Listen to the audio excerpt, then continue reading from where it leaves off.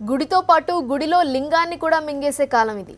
ఎవరి విషయమో ఎందుకు కానీ అనంత పద్మనాభునికే ఈ అనుభవం ఎదురైంది. ఆలయంలో వందల కోట్ల విలువైన బంగారు కుండలు ఆచూకీ లేకుండా పోయాయి. ఈ విషయంపై సుప్రీంకోర్టు దృష్టి సారించింది.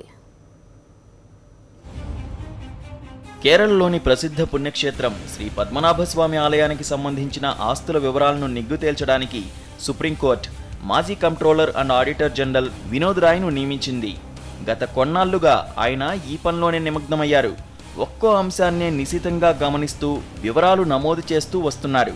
అయితే తాజాగా ఆయన పరిశోధనలో ఊహించని విషయాలు బయటపడ్డాయి.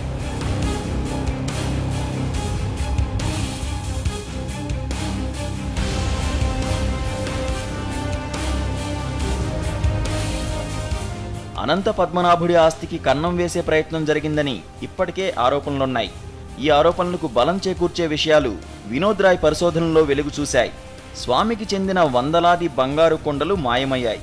వాటి ఆచూకీ తెలియడం లేదు. వీటి విలువ సుమారు 186 కోట్లు ఉంటుందని తెలుస్తోంది. వినోద్ రాయ్ నివేదిక ప్రకారం ఆలయ నిధుల్లో ఉన్న బంగారు కొండలన్నింటికీ వరుస సంఖ్యలు ఉన్నాయి.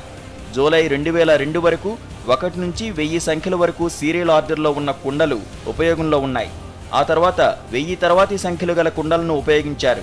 2011 ఏప్రిల్ 1న 1988వ సంఖ్య కలిగిన కుండ బయటపడినట్లు రాయ్ చెబుతున్నారు.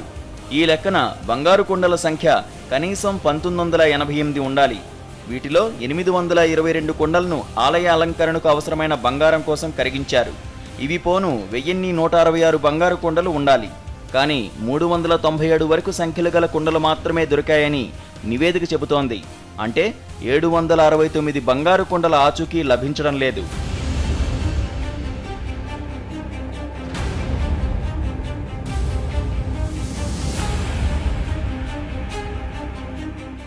ఈ విషయాన్ని వినోద్ రాయ్ సుప్రీంకోర్టుకు తెలిపారు.